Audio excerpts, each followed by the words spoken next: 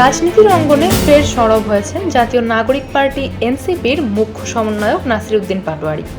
শনিবার ১৬ই আগস্ট বিকেল ৫টায় রাজধানীর বাংলা মোটরে দলটির অস্থায়ী কার্যালয়ে এক আলোচনা সভায় তিনি সমালোচনার তীর ছুড়ে দেন বিএনপির ভারপ্রাপ্ত চেয়ারম্যান তারেক রহমান ও প্রধান উপদেষ্টার দিকে।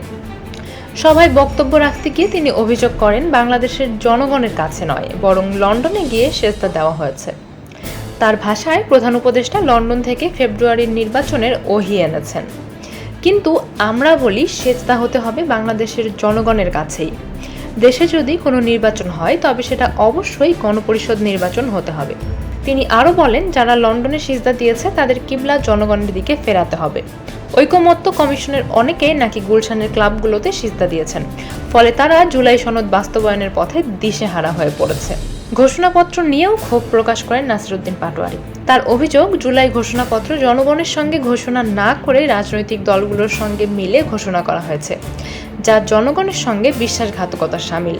বর্তমান রাজনৈতিক সংকট নিরসনের একমাত্র সমাধান গণপরিষদ নির্বাচন বলে মত দেন তিনি। আমলা থেকে রাজনীতিবিদ হওয়া একজনকে উদ্দেশ্য করে কড়া সমালোচনায় তিনি বলেন, একবার বলা হচ্ছে ফেব্রুয়ারিতে নির্বাচন, আবার কখনো ডিসেম্বরের কথা বলা হচ্ছে। মুখে এক, কাজে আরেক। অথচ জিয়াউর রহমান নিজেও গণপরিষদ নির্বাচনের জন্য ফরমান জারি করেছিলেন, কিন্তু আজ যারা জিয়ার রাজনীতি করে তারাই সেটি মুখে আনে না। বিএনপির ভারপ্রাপ্ত চেয়ারম্যান তারেক রহমানকে উদ্দেশ্য করে নাসিরউদ্দিন পাটোয়ারির সরাসরি বক্তব্য, যদি ইতিহাস থেকে শিক্ষা না নেন তবে প্রবাসেই থাকতে হবে, অনলাইনেই রাজনীতি করতে হবে। কিন্তু বাংলাদেশ স্বাধীন হয়েছে, জনগণের কাছে এসে রাজনীতি করতে হবে, তাহলেই দেশের মানুষ সাদরে গ্রহণ করবে। বিএনপিকে উদ্দেশ্য করে তিনি বলেন, ৩০ আসন ভাগাভাগির অভিযোগ সম্পূর্ণ মিথ্যা।